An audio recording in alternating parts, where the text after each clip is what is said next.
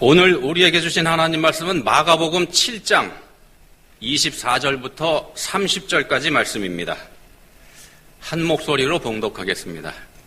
예수께서 일어나사 거기를 떠나 두로 지방으로 가서 한 집에 들어가 아무도 모르게 하시려 하나 숨길 수 없더라. 이에 더러운 귀신 들린 어린 딸을 둔 한 여자가 예수의 소문을 듣고 곧 와서 그 발 아래에 엎드리니 그 여자는 헬라인이요 수로보닉의 족속이라. 자기 딸에게서 귀신 쫓아내 주시기를 간구하거늘 예수께서 이르시되 자녀로 먼저 배불리 먹게 할지니 자녀의 떡을 취하여 개들에게 던짐이 마땅치 아니하니라. 여자가 대답하여 이르되 주여 올소이다마는 상 아래 개들도 아이들이 먹던 부스러기를 먹나이다. 예수께서 이르시되 이 말을 하였으니 돌아가라. 귀신이 내 딸에게서 나갔느니라 하시매 여자가 집에 돌아가 본즉 아이가 침상에 누웠고 귀신이 나갔더라. 아멘.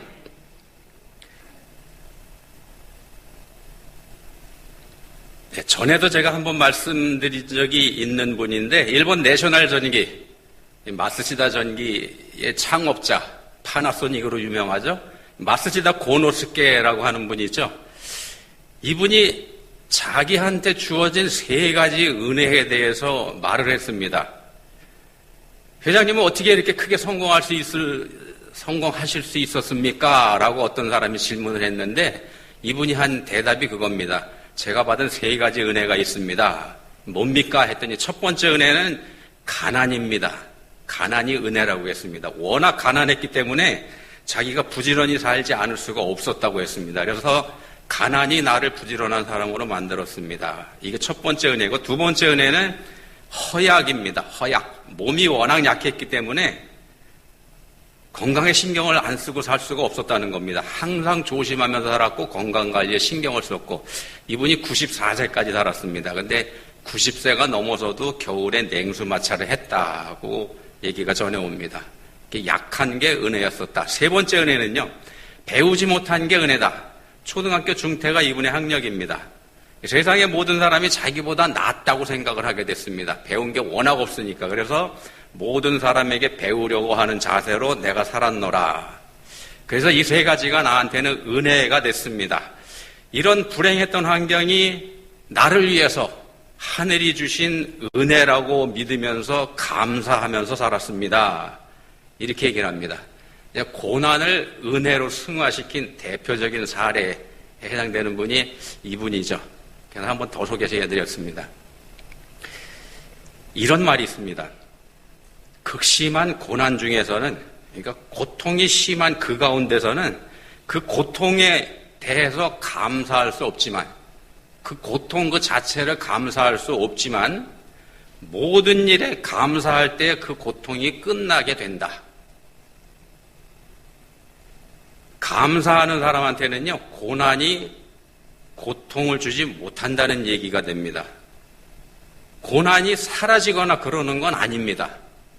그대로 있습니다. 고난, 고통이 그대로 있는데 그걸 견딜 수 없는 고통이 되지는 않는다는 겁니다. 그 고통이 나를 못 살게, 살 수 없을 만큼 고통스럽게 만들지는 못한다는 겁니다. 자신의 현재 상황을 받아들이고 그 상황 그대로 감사할 때에 이렇게 된다는 겁니다. 자신의 현 상황을 받아들이고 그대로 감사할 때. 성경에서 감사라는 말을 가장 많이 사용한 사람이 누굴까요? 누구일 것 같습니까? 성경 안에서 감사라는 말을 제일 많이 하는 사람. 구약 성경에서는요, 이 감사라는 단어가 시편에서 집중적으로 등장을 합니다. 그럼 짐작이 되시죠? 시편의 많은 시를 다윗이 썼죠. 그렇다 그러면은 다윗이 구약 성경에서는 감사라는 말을 제일 많이 한 사람이 됩니다. 우리는 생각합니다. 아이, 그분이야 받은 은혜가 많으니까 감사할 게 많지. 이렇게 생각할 수도 있겠습니다만 다윗이 쓴 그 시, 감사라는 단어가 등장하는 그 시를 가만히 읽어보면서 연구해보면은요, 그 시가 쓰인 상황을 들여다보면 오히려 고난 중에서 더 감사했다는 걸 우리가 알 수 있습니다. 우리처럼 감사할 거리가 넘쳐서 감사한 게 아니고 고난 중에서 감사한 사람이 다윗입니다. 신약으로 넘어오면은요, 신약 성경에서 감사라는 단어, 이건 거의 바울 사도의 전유물입니다. 신약 성경의 감사라는 단어 중에서 3분의 2가 바울 서신에 등장합니다. 신약 성경의 감사라는 단어의 3분의 2가 바울 서신에 있습니다. 바울이 했다는 겁니다. 예수님보다 더 많이 한 사람이 바울입니다. 바울의 삶이 어땠습니까? 고난의 삶이었었고 고생의 삶이었었고 그랬죠. 예수님 위에서 살면서 이 사람은 죽을 고생을 하면서 살았던 사람입니다. 이렇게 고백했지 않습니까? 내가 수고를 넘치도록 하고 옥에 갇히기도 더 많이 하고 매도 수없이 맞고 여러 번 죽을 뻔하였으니 유대인들에게 40에서 하나 감한매를 5번 맞았으며 3번 태장으로 맞고 1번 돌로 맞고 3번 파선하고 일주야를 깊은 바다에서 지냈으며 여러 번 여행하면서 강의 위험과 강도의 위험과 동족의 위험과 이방인의 위험과 신의 위험과 광야의 위험과 바다의 위험과 거짓 형제 중의 위험을 당하고 또 수고하고 애쓰며 여러 번 자지 못하고 줄이며 목마르고 여러 번 굶고 춥고 헐벗었노라. 바울 사도가 자기 삶을 고백한 내용입니다. 이런 극심한 고난 가운데서도 바울은 거의 모든 서신에서 자기가 쓴 편지 거의 대부분에서 하나님께 감사한다는 말을 하고 있습니다. 하나님께 감사. 그리고 성도들한테 이렇게 권면하죠. 범사에 감사하라. 이것이 그리스도 예수 안에서 너희를 향하신 하나님의 뜻이니라. 범사에 감사하라. 그러니까 모든 일에 감사하라. 그런 뜻이지 않습니까? 신약 성경 속에서 고난의 아이콘이라고 할 수 있는 바울 사도가 권하는 말씀입니다. 범사에 감사하라. 어떻게 모든 일에 이렇게 감사할 수 있을까요? 다윗도 그렇고 바울도 그렇고 오히려 환난 중에 감사한 그런 거 봅니다. 왜 이렇게 할 수 있나? 이게 상황인식입니다. 상황인식. 지금 자신이 처해 있는 상황을 어떻게 받아들이는지 여기에 따라서 감사할 수 있는 여부가 갈라진다는 겁니다. 본문에 보시면은요, 자신의 처지를 있는 그대로 받아들인 여인이 등장을 합니다.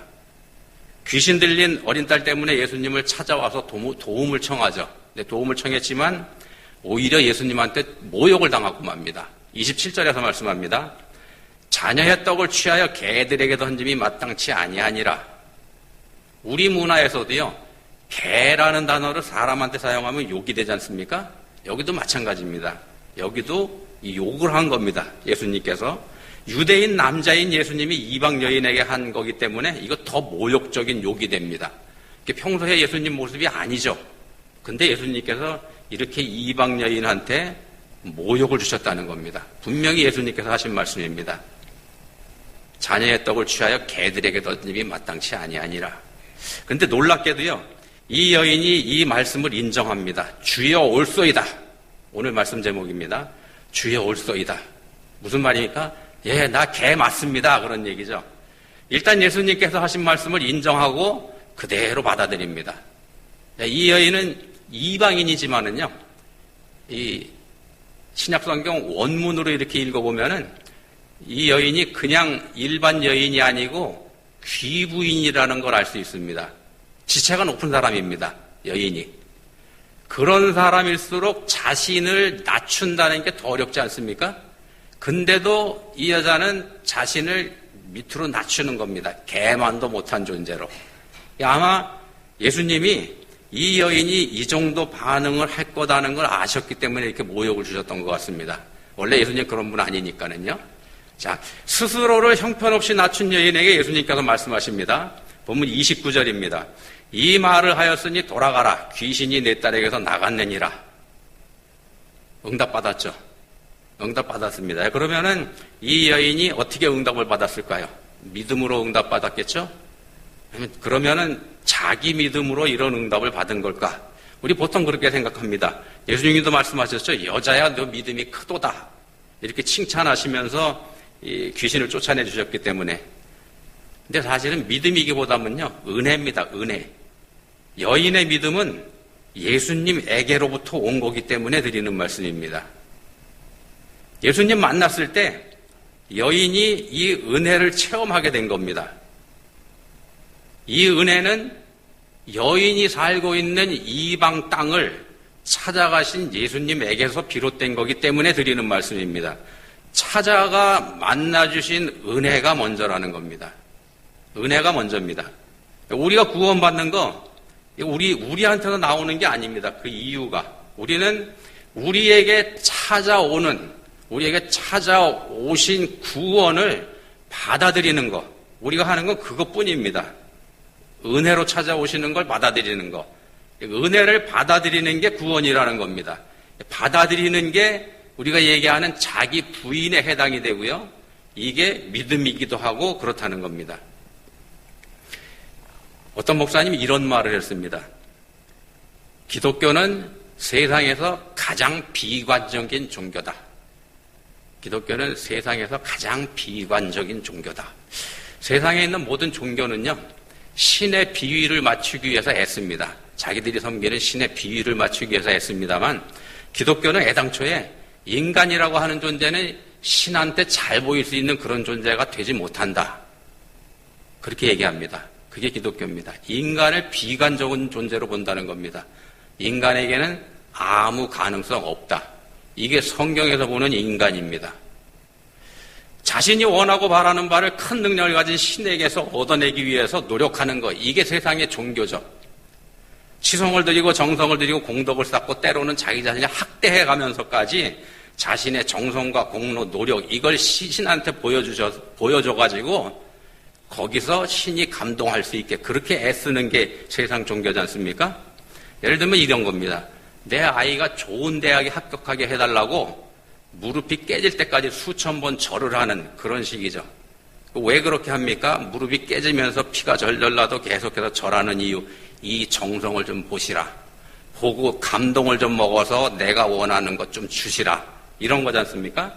이 정성이 진실하고 갸륵할수록 신이 감동할 것이라는 믿음을 가지고 있는 게 세상 종교입니다. 그래서 세상 종교에서는 어떻게든지 신을 설득하고 감동시키려 그렇게 애쓰죠.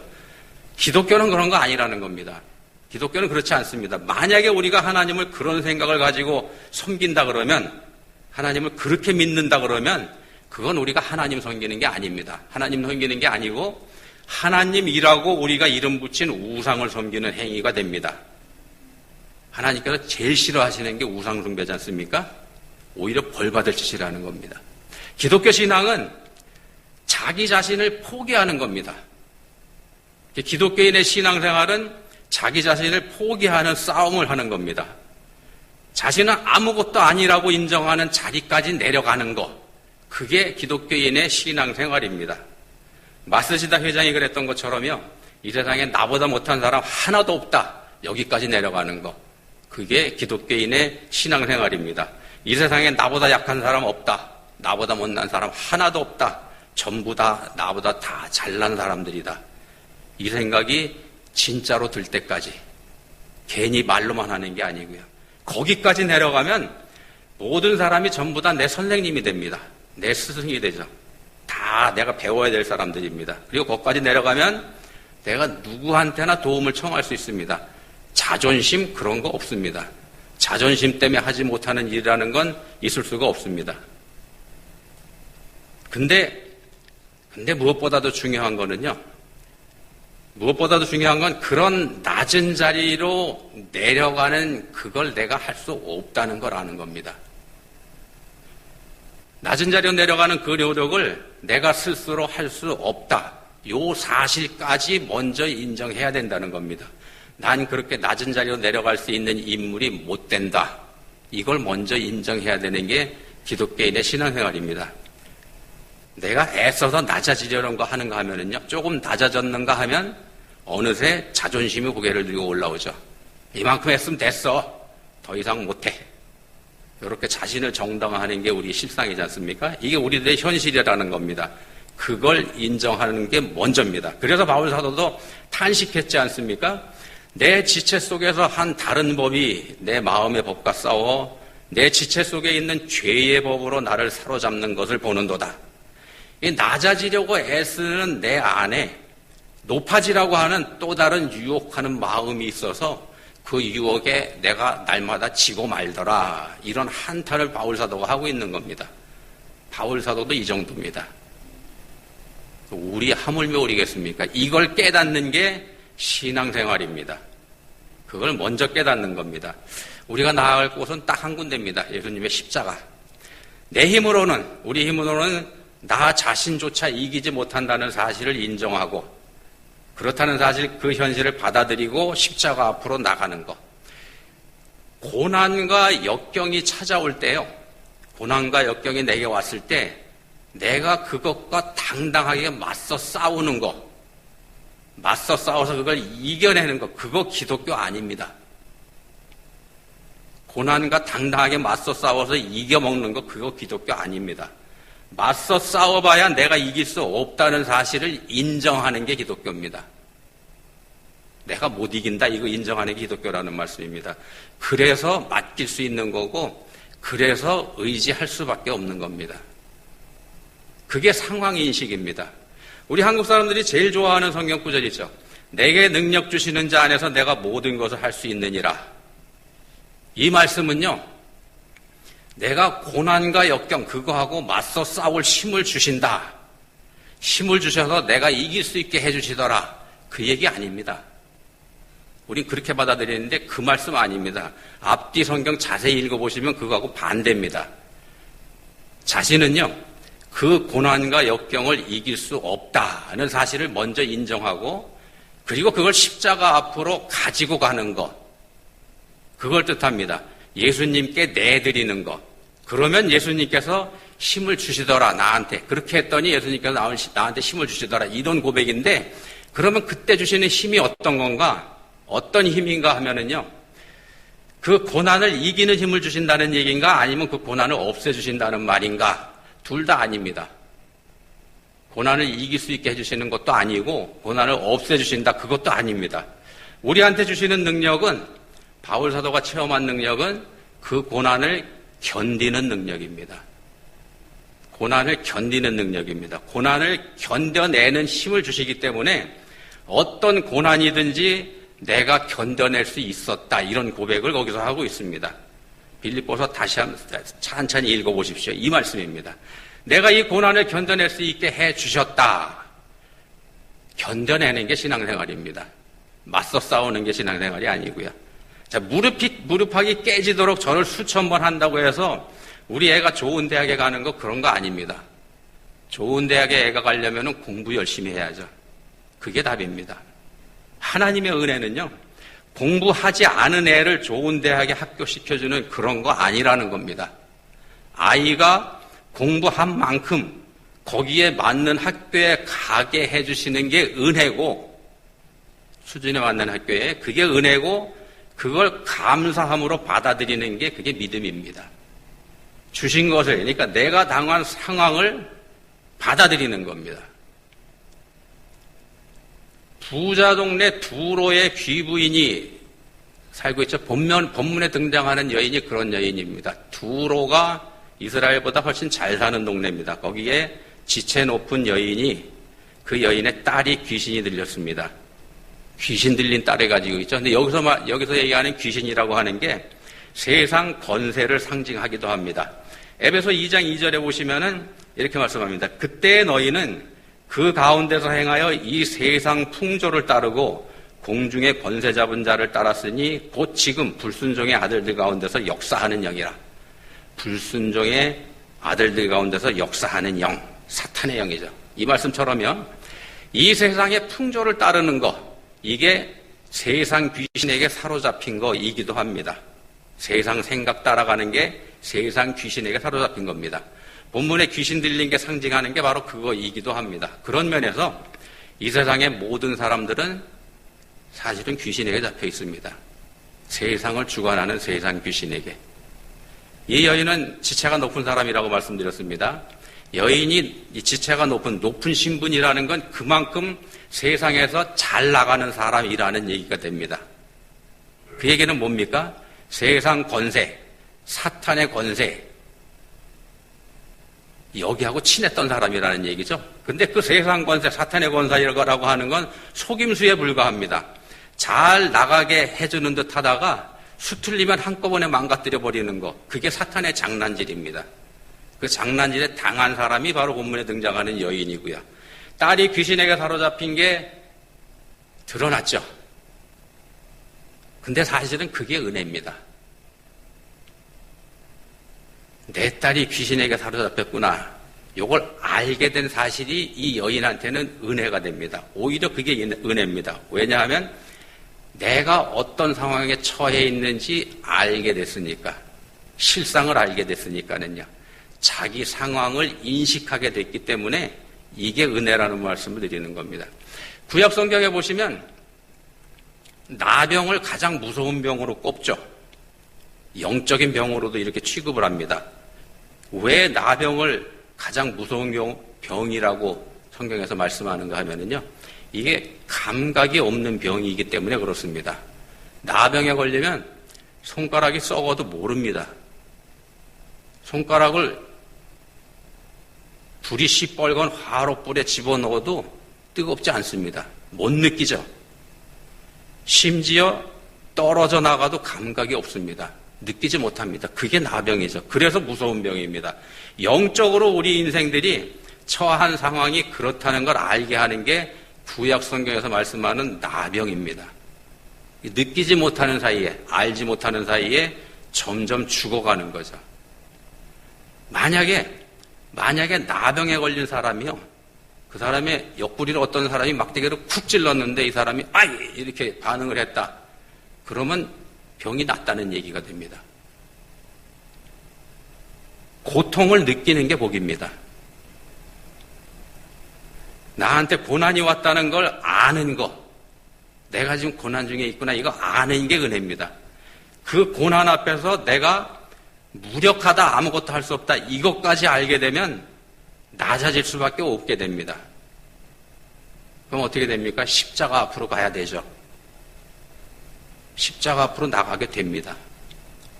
고난이 왔을 때 좌절하는 거, 이건 그리스도인의 선택지가 아닙니다. 그리스도인에게 주어진 선택지는 오직 하나뿐입니다. 딱 하나입니다. 뭐냐면은 사랑하는 거, 사랑하고 감사하는 거, 이게 그리스도인이 가야 될 길입니다. 그거 하나뿐입니다. 낙심, 그리스도인의 거 아닙니다. 좌절, 이것도 그리스도인하고 상관없는 겁니다. 미움, 여기도 그리스도인의 선택지가 아닙니다. 그리스도인이 낙심하고 좌절하고 미워하며 시기하고 또 불평하며 원망하는 것, 그건 죄입니다. 자기가 자기 문제를 해결하려고 덤빌 때 그런 사정에 빠지기 때문에 드리는 말씀입니다. 내게 능력 주시는 자 안에서 내가 모든 것을 할 수 있느니라. 개역개정 성경에 이렇게 번역되어 있는 이 말씀을요, 우리말 성경에서는 이렇게 번역을 합니다. 내게 능력 주시는 분 안에서 내가 모든 일을 감당할 수 있습니다. 감당할 수 있다. 견뎌낼 수 있다. 이렇게 번역을 합니다. 자신의 실체를 알고, 그러니까 자기 자신이 어떤 존재인지를 그거 인정하고 고백하면서 낮은 자리로 내려갈 때, 그때 감당할 수 있게 되는 겁니다. 본문의 여인이 바로 그런 자리에 내려가 있습니다. 본문과 병행하는, 오늘 우리가 살펴보는 본문은 마가복음 본문입니다만 마태복음 15장에도 이 말씀이 나오는데, 거기서는 자신을 개라고 인정한 이 여인에게 예수님께서 여자여 내 믿음이 크도다, 내 소원대로 되리라, 이렇게 말씀하십니다. 그래서 이 여인의 믿음의 비중을 둬서 예수님께서 거기 말씀하십니다만, 마가복음 오늘 본문에서는 29절에 이렇게 말씀하죠. 이 말을 하였으니 돌아가라, 귀신이 내 딸에게서 나갔느니라, 이렇게 말씀합니다. 여기서는 믿음이라고 하지 않죠.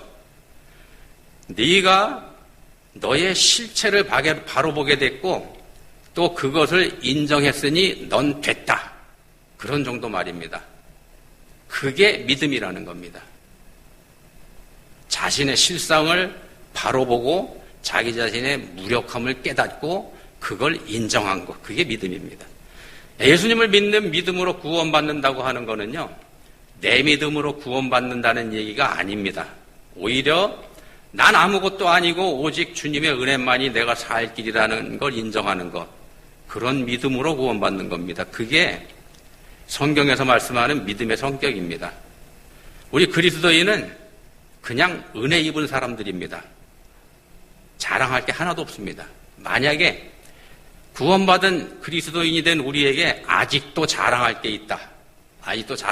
그러면은 아직도 세상 귀신하고 친하게 지내는 겁니다. 그런 상태에 있는 겁니다. 이 말을 하였으니 돌아가라는 말씀 들을 단계까지 아직 못 내려간 겁니다. 주여 올소이다 라는 고백을 할 수 있는 단계까지 이르지 못한 겁니다. 말씀 마무리합니다. 이 세상에서 가장 행복한 사람이 누굴까요? 자신이 행복하다는 걸 아는 사람입니다. 자신이 사랑받고 있다는 걸 인정하는 사람입니다. 그런 사람이 가장 행복한 사람입니다. 반대로 이 세상에서 가장 불행한 사람은 어떤 사람인가? 자신이 사랑받고 있다는 사실을 알지 못하는 사람입니다. 자신이 사랑받고 있다는 그 사실을 믿지 않는 사람입니다. 그런 사람이 제일 불행한 사람입니다. 그런 사람은 자기도 믿지 않습니다. 당연히 남도 믿지 않죠. 아무도 믿지 않습니다. 근데 누가 사랑해 줄까요? 남편이 사랑해 주죠. 아내가 사랑해 주고 부모가 사랑해 주고 자식이 사랑해 주고 그것도 나쁘진 않습니다만 나를 변함없이 사랑하시는 분 오직 한 분입니다. 사람은 변합니다만 변함없이 사랑하시는 분 오직 한 분, 우리 주 예수 그리스도뿐입니다. 가장 행복한 사람은요, 믿음으로 사는 사람입니다. 반대로 가장 불행한 사람은 믿음 없이 자기 힘으로 사는 사람입니다. 기도하시겠습니다. 하나님 아버지, 저희에게 믿음이 있습니까? 하나님이 저희를 사랑하고 계신다는 그 사실을 저희가 믿고 있습니까? 그 믿음의 증거가 저희 삶에서 드러나고 있긴 합니까? 여전히 세상 귀신에게 붙잡혀서 세상에서 잘되고 세상에서 인정받고 세상에서 평안한 것, 그걸 제일로 생각하면서 살고 있지는 않습니까? 이제는 바로 알게 해주시기 원합니다. 십자가 앞에 서는 것이 행복이고 그게 또한 은혜라는 것 분명히 알게 해주시기 원합니다. 예수님 이름으로 기도합니다. 아멘.